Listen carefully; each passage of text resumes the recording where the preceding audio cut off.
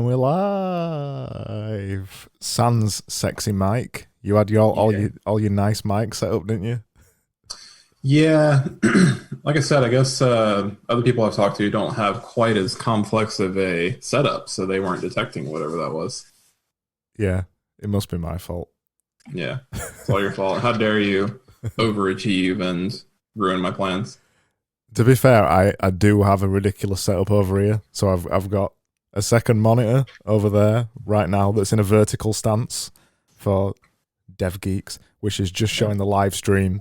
And then I've got another monitor there. I've got a second webcam there, which you can see, but they can't see. And then I've got my actual cam, which is there. And then you Wow. coming through. And then the Rodecaster Pro that's over there. And then this mic. Yeah, I went a little all in on podcasting. Well, sometimes it's what you got to do. Yeah. So how are you doing? How's Christmas been? Doing well. It was good to take a break for a couple days. I actively took a couple days off of Twitter. I still got on, posted, engaged, messed around a little bit, but actively working to avoid burnout at this stage. But yeah, it was good. Actively working to avoid burnout because you feel close to it. Yeah, I mean, anytime that you're building a business based on social media, when your community, your market, and your leads are coming through social media, that's obviously going to be a little more challenging because you kind of have to be on social media a lot, right? Like for me, I have to be on Twitter a lot to keep up my account's momentum through engaging and posting valuable content, but also posting things that I need to be posting to get leads for my business as well. So it's not something that you can really let go for too long because then you get punished really heavily by the algorithm. Mm. Yeah, that's the other. In fact, I spoke about this on one of the other episodes. That's the other side of the whole Twitter thing that no one really tells you, that you've got to post a lot. And I know that sounds ridiculous, but you've got to post a lot and maintain it. And if you don't, you get punished, like you said. Yeah, so I mean, back in the summer, I was gaining around 50 followers a day just by posting 8 to 10 times a day and engaging with my replies. So basically replying to my engagement. Yeah. And I didn't really engage on the timeline too much, but they made some algorithm changes around the time of the US election that was coming up. They did a lot with that, as I know you've heard about. Oh, yeah. And my growth just plummeted, like down to single digits. And then finally, the community realized that to get back up to that kind of a level, you need to be engaging on the timeline because of just how the algorithm works and stuff like that. So it's definitely an interesting game to be playing.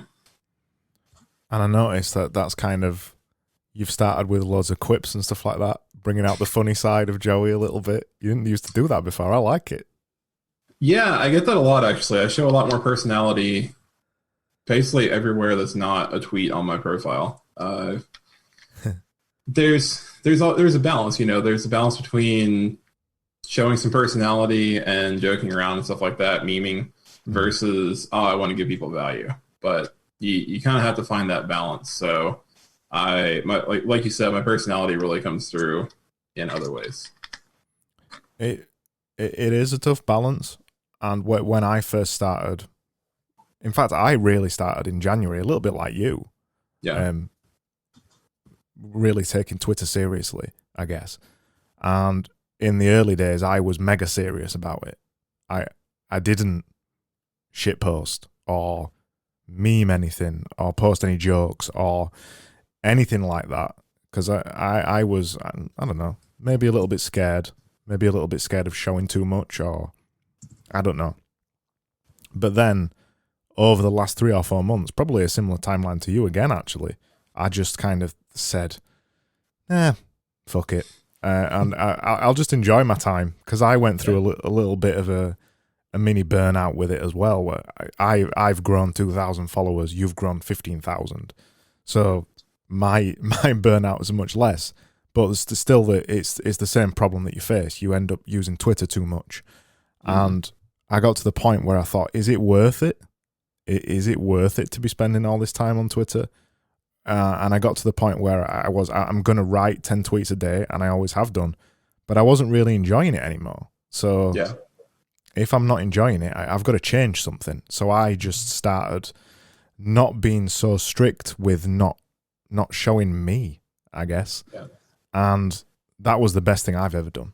Definitely being myself more. I've noticed a huge shift once I hit 10K followers, because that was what I really wanted to do this year. I wanted to hit 10,000 followers. And then once I hit that, and I think it was mainly centered around the fact that I can't see my follower number go up and down unless I go on Social Blade.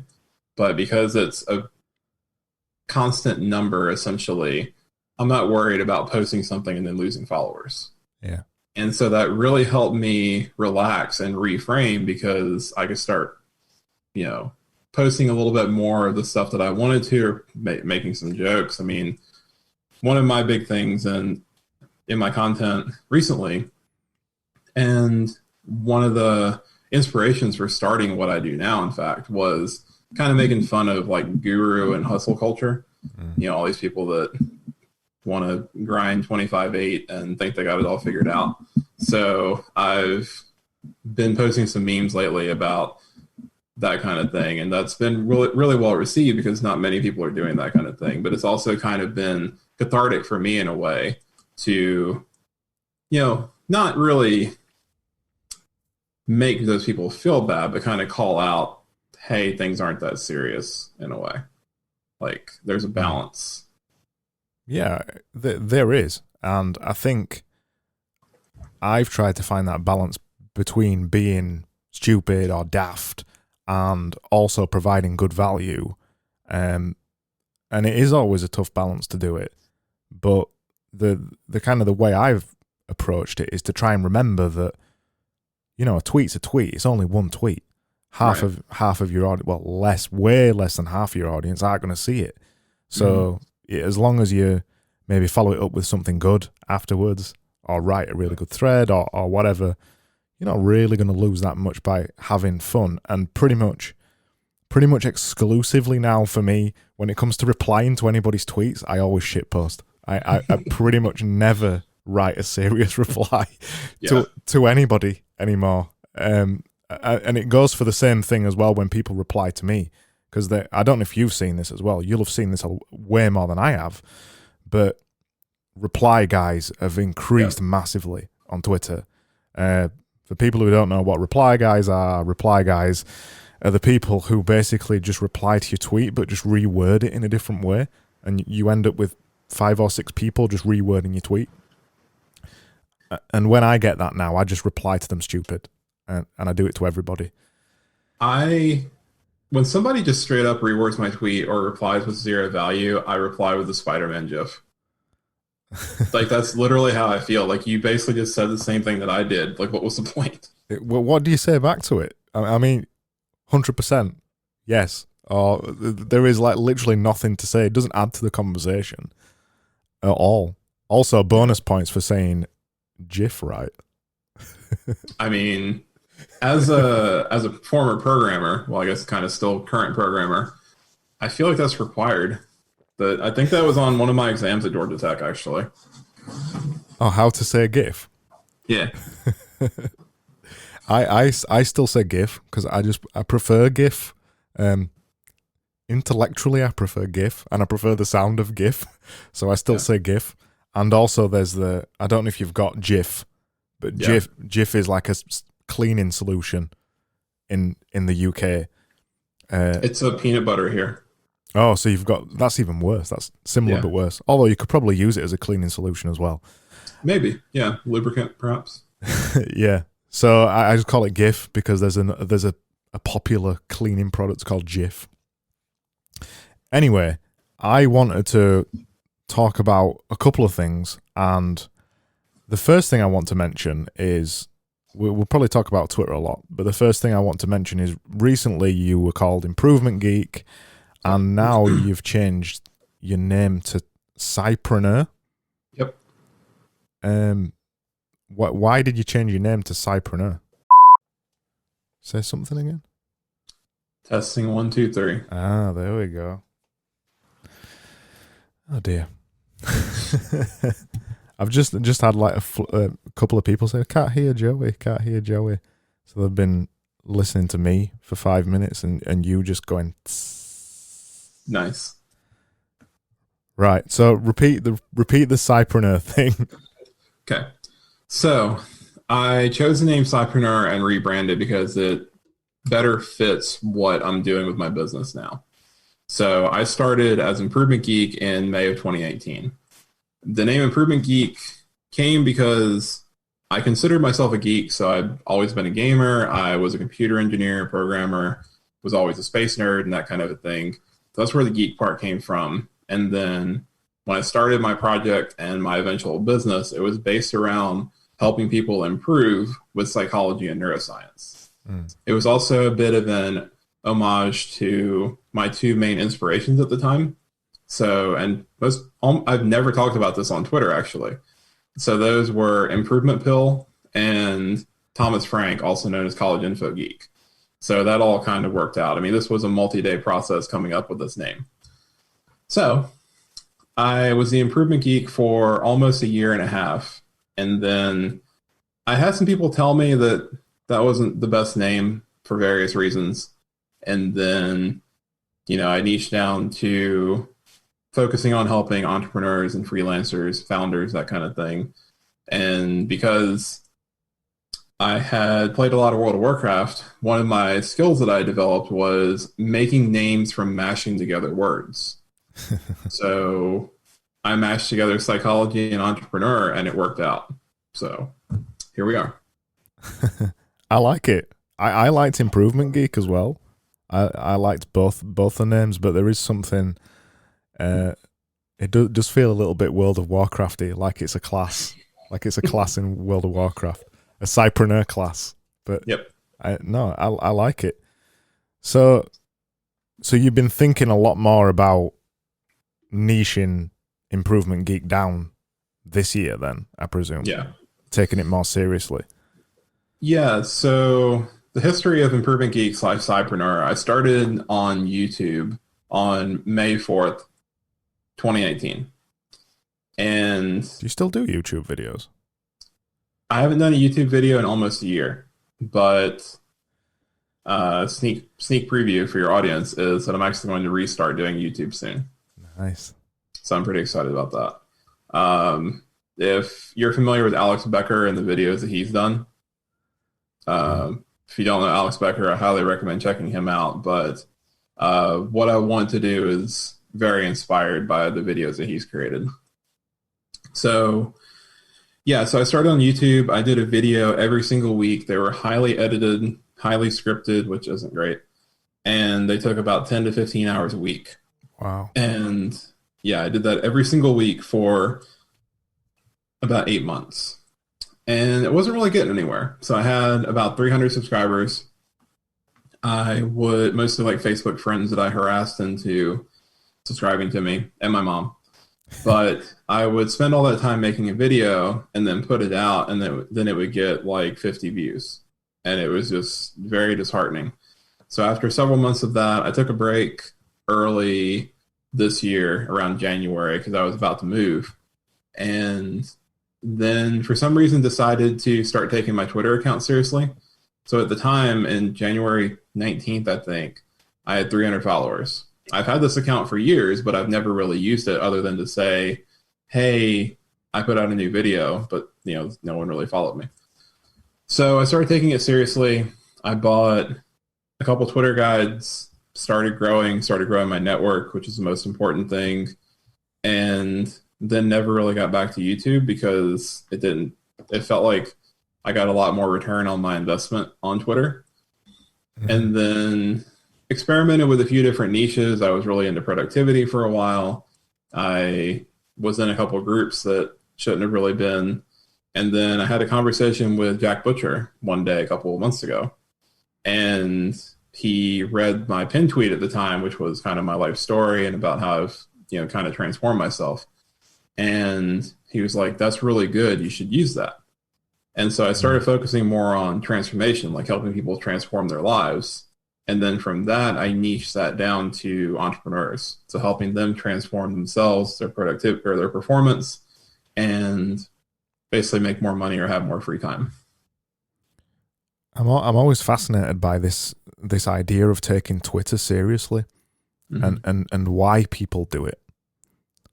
And you kind of said, I decided to take Twitter seriously, and it's a big decision. And I'm curious, what was your inspiration behind it? Did you, in January, did you see Twitter as replacing the job you already had, or was it just, I'm going to take Twitter seriously and see where it goes? It feels like forever ago, but I honestly don't remember what really made that happen for me. I mean, because I had, like, my Twitter followers mostly people I went to school with, essentially, or, you know, dead accounts that I've met over the past 8 years. I think I tweeted a little bit, but it was very long form content. So I was basically tweeting paragraphs, which, you know, doesn't really fit Twitter. Somehow I came across Life Math Money, got his guide, met Jose Rosado and a few others. And then my favorite podcast, other than you, of course, Art of Charm, gave me a shout out on January 31st, I think.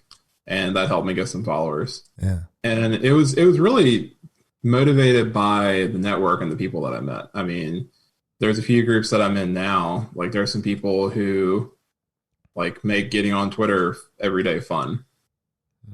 And I really think that for new accounts, they should really focus on growing their network, because that's what I've found has been the most important part. And that's the kind of the underrated side of Twitter, isn't it, as well? That's the thing when I first started and I decided, right, I'm going to take Twitter seriously. I'm either on it or I'm off it permanently. I'm going to take it seriously.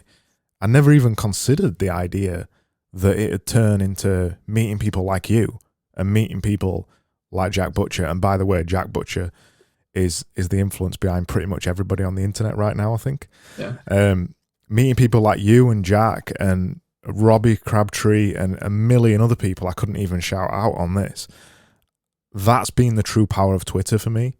And you're completely right about that focus on building a network of people. I now feel like in January this year, I felt like the only people I knew were within 20 miles of where I lived.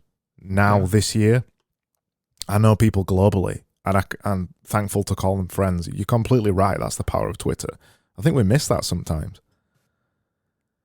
Yeah, I've noticed when I spend time on other social media platforms, especially Reddit, they're very hostile towards Twitter. They talk about how Twitter is like a cesspool filled with hate and everything.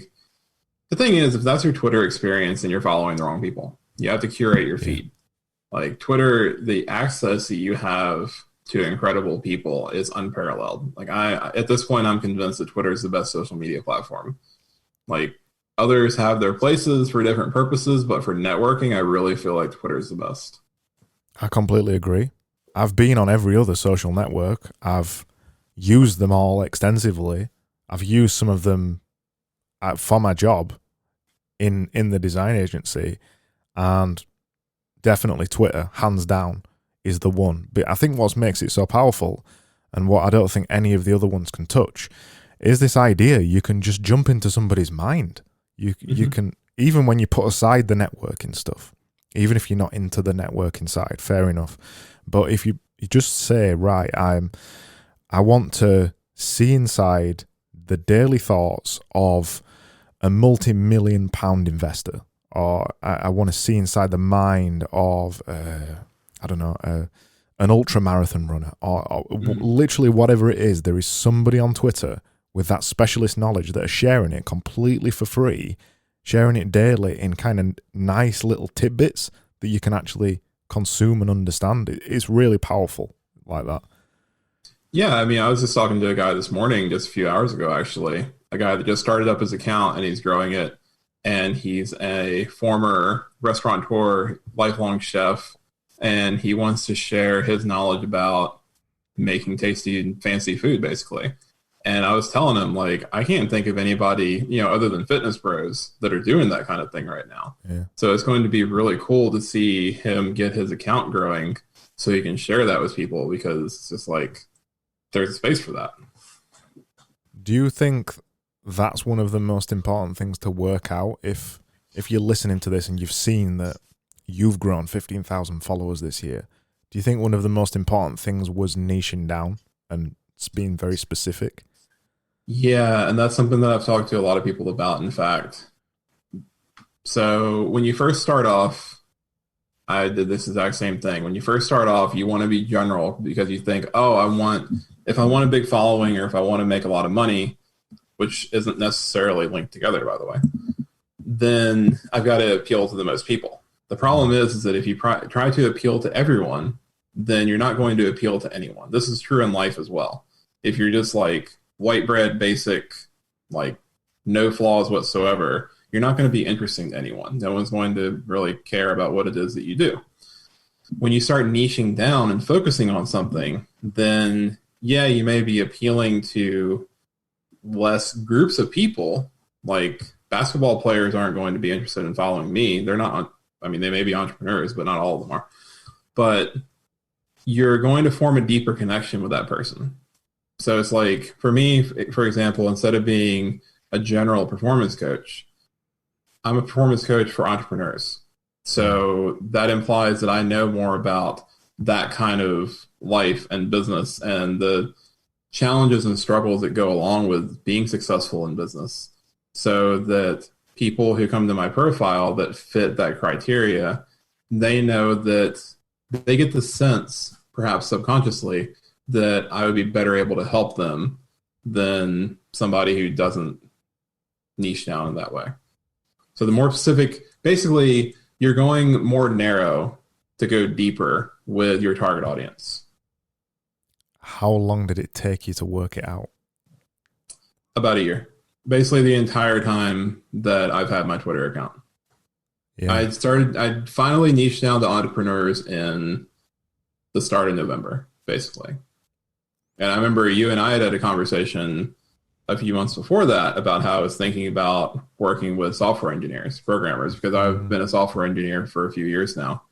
And experimented with that. I thought it over and then decided to go a different way with it. Do you think it was the best way for you to do it? To start broad and then niche down? Say I was starting an account tomorrow. Say I wanted to start a new account. Would you tell me? This is often a sticking point for a lot of people, and I think we might have different viewpoints on this. Would you tell somebody to start without a niche, or would you tell them to work out a niche and then start? So I have a couple answers to that. One is it depends on what kind of results they're wanting. So if you're wanting fast growth versus if you're wanting long-term sustainable and then larger growth later on, that changes things. I think that if you're playing the long game, which you should be in business or social media, either one, you should be wanting to play the long game. And I would say niche down further from the start. Mm-hmm. And then, yeah, but especially because when you're first starting your Twitter account, you don't have any followers, so you're not really tweeting to anybody. You need to be engaging. Don't be a reply guy, but you need to be engaging and providing value to the posts that others make. But Joey, everybody's reply guys. Nobody's listening to this. We kind of have to be at this point. Yeah, I started in January with the very wide goal of just taking Twitter seriously, and I didn't know where that was going to end up. Mm-hmm. I kind of had a rough idea of niche. I'm a designer. I was going to talk about design stuff. It's pretty much all I know. Yeah. And I also enjoy self-improvement and things like that and daily challenges, etc. And the only thing I set in January was I'm going to write 10 tweets every day. And to this day, knock on wood, I've got a very big wooden table, so I'm actually knocking on wood. To this day, I've done that pretty much every day. I've written 10 tweets. So and this has been a philosophy of mine for a very long time, my thought process on this kind of thing when you're trying to work out a niche is I don't think you should wait to start just because you don't know what you're starting. And I know that might sound a bit stupid, might maybe lead to wasted time. But for me, if I would have waited, because like you, I've only really worked out a kind of general idea of my niche, probably this month or last month, really only started focusing down to releasing a visual community, a design community, only just focused down to doing design type tutorials, and then fingers crossed going to be writing a design type book. So that's all really new for me. And if I would have waited to figure that out, and if I wouldn't have been writing the 10 tweets per day, I don't think I would have got to that point. So I still wouldn't have started. You know what I mean? The time would have passed anyway. Yeah. That's the thing. Yeah, exactly. The time would have passed, and I would have, because I wouldn't have had anything, I wouldn't have had 3,000 followers now. I would have still had 1,000 followers, just my friends that I'd built up over 12 years. I wouldn't have had the audience either to validate the ideas with. I haven't been super general with the way that I tweet. I do tend to stick to specific topics of what I know, which is design and doing things every day and consistency and stuff like that. But the switch of my content has definitely been more towards design now, and very much less about the kind of harsh truth type thing of consistency and blah, blah, blah, because I got bored of all that kind of stuff, and it wasn't leading to anything that I could offer further down the line. So the bigger point I'm making really is that my attitude has always been that you should start even if you don't know what you're starting. And yeah, just do something. Yeah. So there's a few benefits to that. One is that you're going to learn a lot from the process. You know, you may think that you want to, if you have a niche, you may think that you want to talk about Alaskan squirrels or something like that. And you have all these big plans of making an account based on that. And then you start tweeting about it and you're like, no, I don't really like all that. I get bored with it. You know, like what you were just saying about what you got bored with. And I've done a similar thing. You know, I dabbled with only talking about productivity content. And then I got really bored because it's like, I know a lot of other things that I can help people with that are related to helping them improve in their life and in their business. There's a lot to growing a social media platform and a lot to growing a business that's based on a social media platform. So the earlier that you start, the earlier you start getting that valuable experience. And that's the thing, is you can't gain experience in something through reading a Twitter growth guide or just following people without talking. You really need to jump in and get that experience yourself. I think often some people have this idea that the thing that they're going to start has to be the thing that they're going to do until they're 90 years old. Yeah. So when they start it, they overthink it and think, right, I've got to get it perfect this time, because if I don't get it perfect this time, that's it. You know, that's the end of the road. But I think with Twitter specifically, that couldn't be further from the truth, right? You can easily set up a new account or rename the account or blitz it and start again. Yeah. Well, another cool thing is that as your account gets bigger and people have known you for longer, they want to see other stuff from you.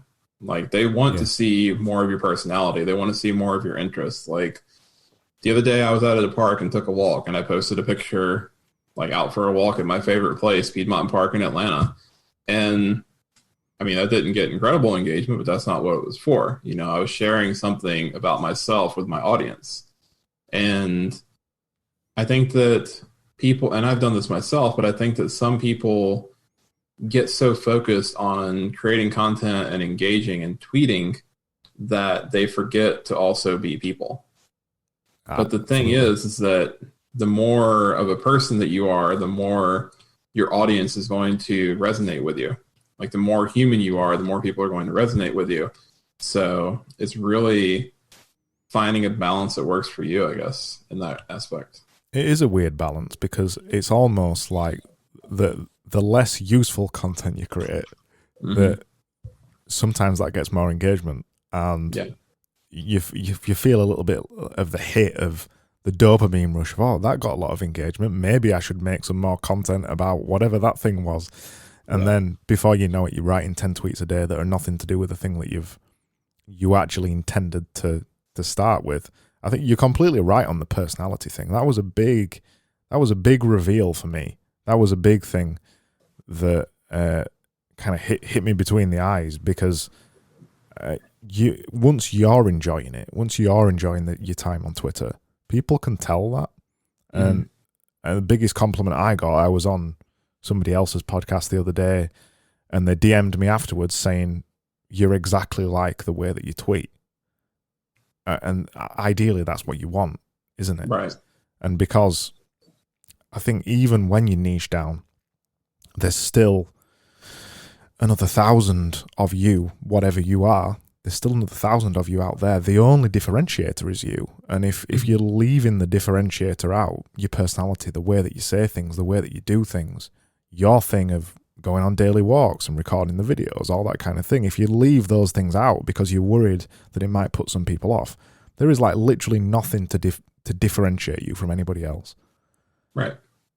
But, and then people are going to follow and support the options that are already there and have a bigger following than you, because that's just the way that humans work.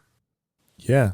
But on the flip side, the ironic side of it is that kind of content that isn't as polished, that isn't as that isn't as well thought out, is the hardest thing to do, because you're almost afraid of making it, because you're afraid of what people are going to say about you. Yeah, it's like a Jack Butcher tweet that he put out a while back that was like just a quick video, and then he showed his camera roll, and it's got like 30 different things where he's tried to take it. Yeah. I feel that on my daily walk some days. Some days I do it in one take, and then some days it takes me 10 or 15 tries. And I rarely ever decide what my video for the day is going to be about until I walk out my door. Like, I get walking, and then I think about things that I can make a video about. Yeah.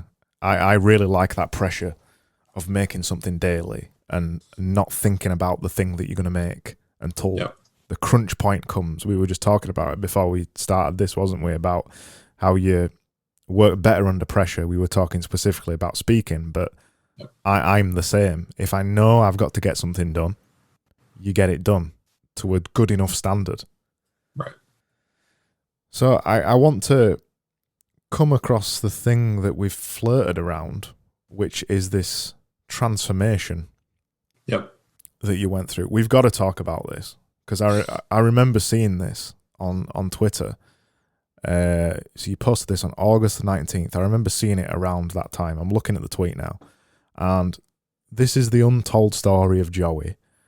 I had no idea about any of this, and the headline figure, and I'll let you fill in the bits in a second, is you put how I went from unofficially homeschooled, 370 pounds and pre-diabetic, zero social skills, to becoming an engineer from Georgia Tech, starting Improvement Geek, and losing 170 pounds, which is insane. Mm-hmm. Tell me about that. I don't even know where to start with that. I don't even know a pointed question to ask.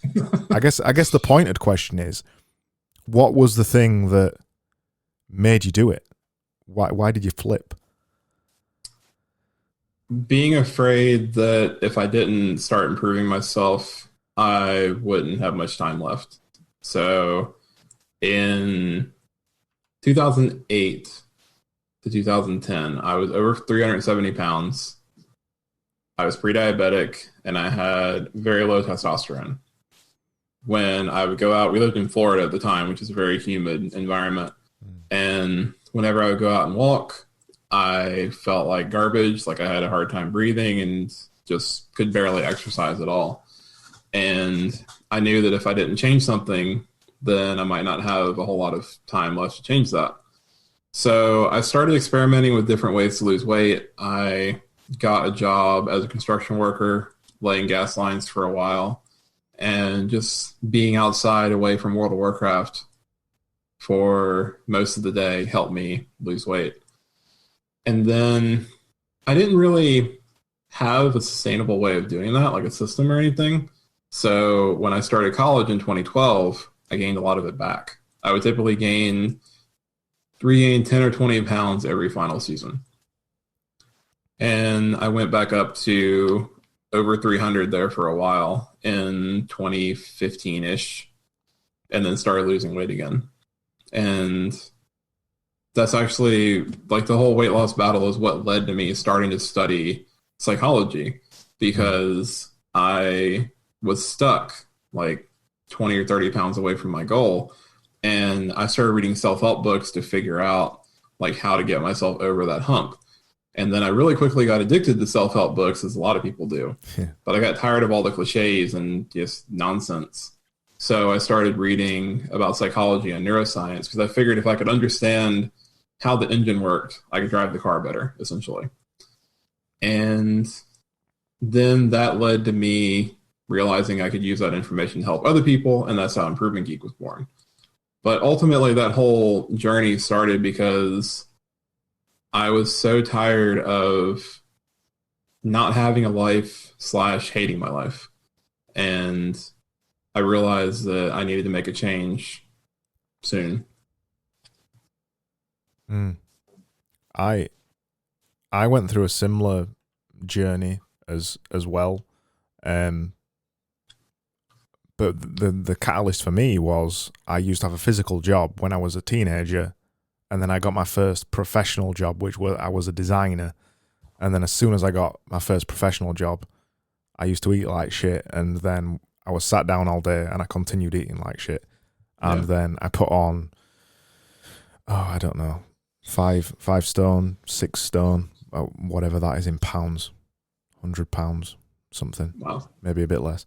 And I went through the same thing, and I don't think I ever got as far as maybe what you're saying, but there was still a realization for me.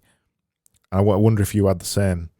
I had this realization one day where I got on the scales. I was 18 stone, 4 pounds. I'll never forget it. And from that day, that was it. I was a man possessed to lose weight, and nothing was going to stop me. I didn't understand any of it, didn't know where I was going to start or anything. Did you have kind of the same thing? Like, this is like the cut-off point. This is the line in the sand, and nothing's going to stop me. I don't remember exactly what the moment was, but I do remember that there was a summer where I was trying hard to get myself outside and go to walk and go exercise, like go play basketball. And I just couldn't do it. Like, we lived at an apartment really close to a nice park in Florida, and I just couldn't do it. And then one day, I think I started making small changes first. Yeah. And then when I started making progress and started picking up momentum, that motivated me to keep it going. And then I wound up losing, I think, 117 pounds in 17 months. Wow. So I lost a lot of that weight really quickly. But like I said, I wasn't doing it sustainably. I didn't really know what I was doing. And then I started college, and it kind of all fell apart. So over the next few years, it was a roller coaster up and down with my weight.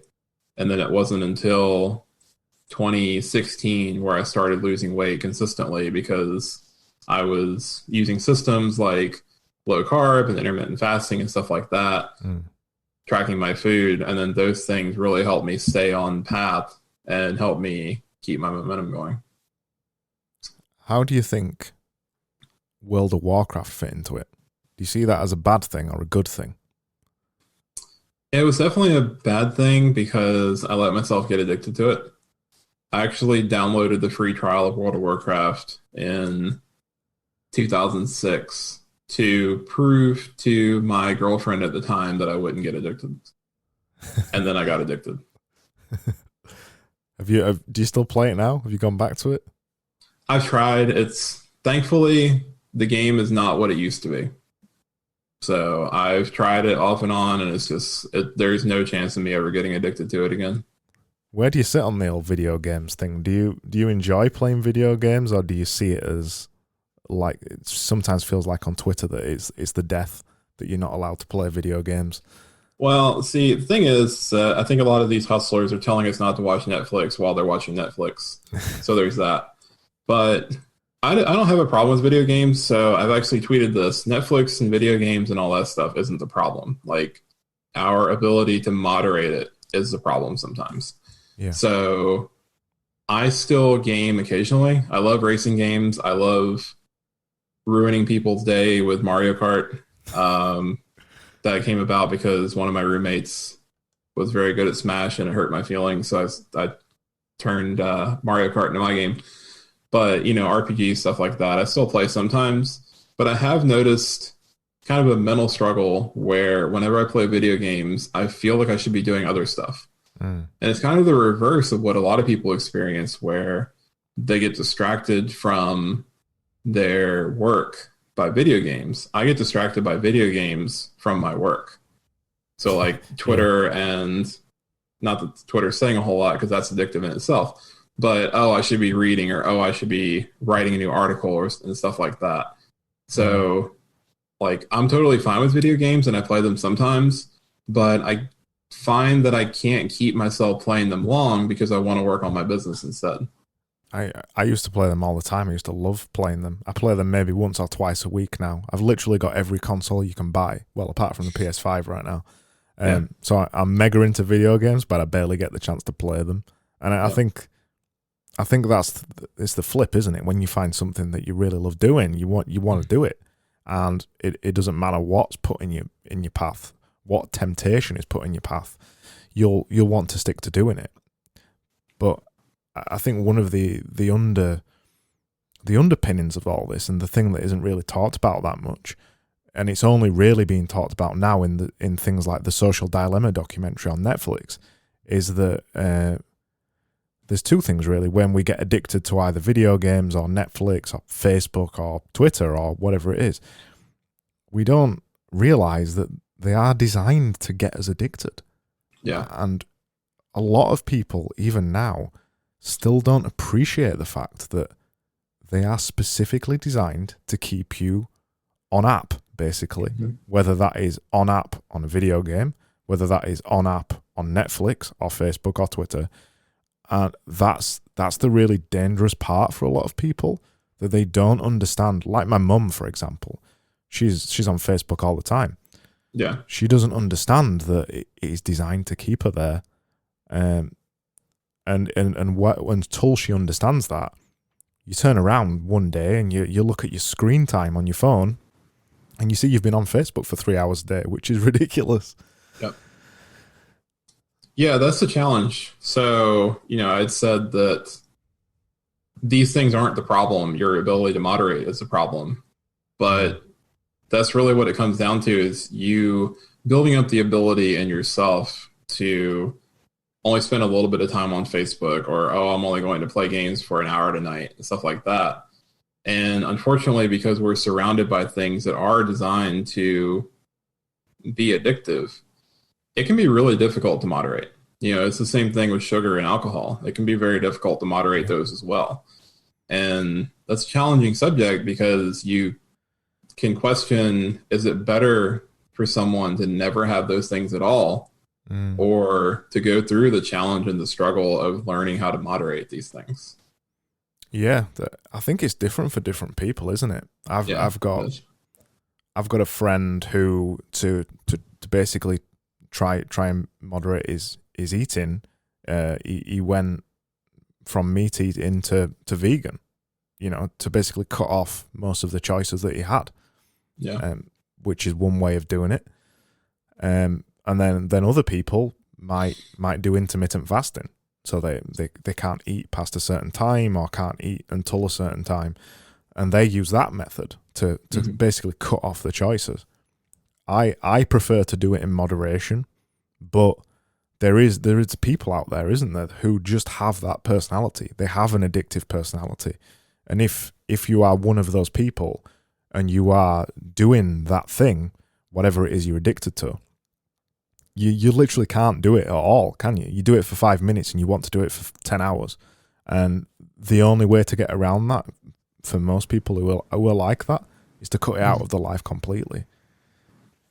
Yeah, that's something that is very common with Alcoholics Anonymous, for example, with people who go to AA who are drinkers, and apparently they tell you basically you can never drink again.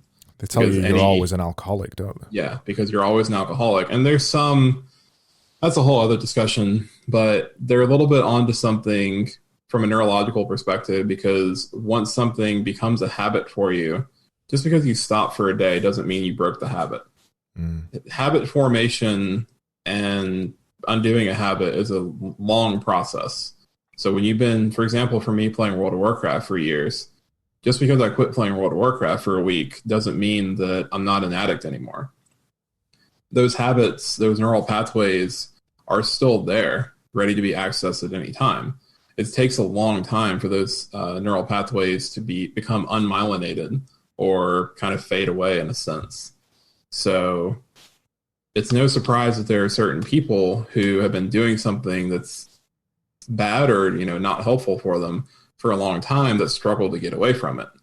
So that's why, you need to either limit yourself and put up barriers, whether it's accountability or intermittent fasting or something like that, where you can moderate your intake or just cut it out for a long time.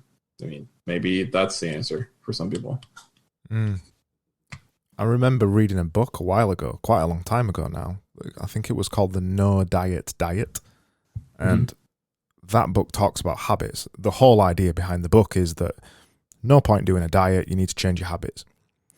And when I read that, I was still trying to learn how to eat healthy and change these habits and things like that. And the book describes exactly what you were saying, that you can start eating healthy, but you need to change the habit. And it isn't just that individual habit. You've got to see them as a web of habits. That if, it might be if you're overeating past 9 p.m. on a night, it might be because you're watching your favorite TV show, and the favorite TV show triggers the habit to eat Cheetos or whatever. And then after you've eaten Cheetos, you say, right, I want a glass of milk. So then you get a glass of milk. And then after the milk, you want a chocolate bar or whatever. And you've got to unpack the insane web of habits. And some of those things are more deep-seated than others. And that you've got to kind of keep whirring backwards over and over and over to find where the habit sits. Yeah, so we have these things called keystone habits, and these can either work for us or against us. So for a lot of people, they have one certain habit that acts like a keystone that triggers other habits. So, watching a TV show is a great example. So a lot of people will come home from a long day at work and then grab a 6-pack of beer and some Doritos and sit down and watch Queen's Gambit all night. And like that act of watching TV is their keystone habit. Whereas if they're not doing that and they're doing something different, then they're going to be a lot less likely to engage in those other harmful habits. But thankfully, as many things in psychology and neuroscience do, it works for you. It can work both ways. So it can work for you as well. For example, you can create positive keystone habits around exercise or weight loss or building a business, those kind of things. You just have to be intentional and structure these things so that, when I put on my work clothes for the day, then I'm going to sit down and do work and not focus on my phone. That just off the top of my head, that kind of thing. What was the keystone habit for you? Do you think it was World of Warcraft? When I was unhealthy, yeah, it was World of Warcraft. That kept me glued to my chair for 16 hours a day. Yeah. And then obviously you surround yourself by the food that you can quickly eat to continue playing World of Warcraft. Yeah, exactly. It's a fascinating topic. Have you got any good book recommendations for that, to look into that? Atomic Habits. I've recommended that to thousands of people at this point. Atomic Habits by James Clear is by far the best. And The Power of Habit by Charles Duhigg is pretty good as well. But Atomic Habits is the best. Yeah, I've that pretty much comes up on every single podcast I do. Yep. Where people mention Atomic Habits, and I've still never read it. It's absolutely incredible. Well, we've run for just about an hour, so we should probably go after my mess up. Do you want to finish off and say anything to close? Do you want to plug anything? Yeah, so what I always like to end these conversations with is based on a concept called the locus of control. So the locus of control is a psychological concept where it can be either external or internal, and it relates to how much control people think they have over how their life turns out. If it's external, you think that life just happens to you. You're a passenger in the car. If it's internal, then you believe that you're responsible for how your life is going and how your future will turn out. You're more like the driver of the car. My main message with what I do is telling people you have far more control over your life and your environment and your future than you think that you do. And once you become aware of that, once you accept responsibility for all these things, then you gain control over all these things. So take responsibility for yourself and you'll gain more control than you've ever realized that you've had. Wow, that's a powerful way to end. Do you end every conversation like that? I try to. When given the opportunity, yes. Cheers, man. This has been awesome. We'll definitely have to do this again. Yeah, definitely. Thank you. Speak to you again soon.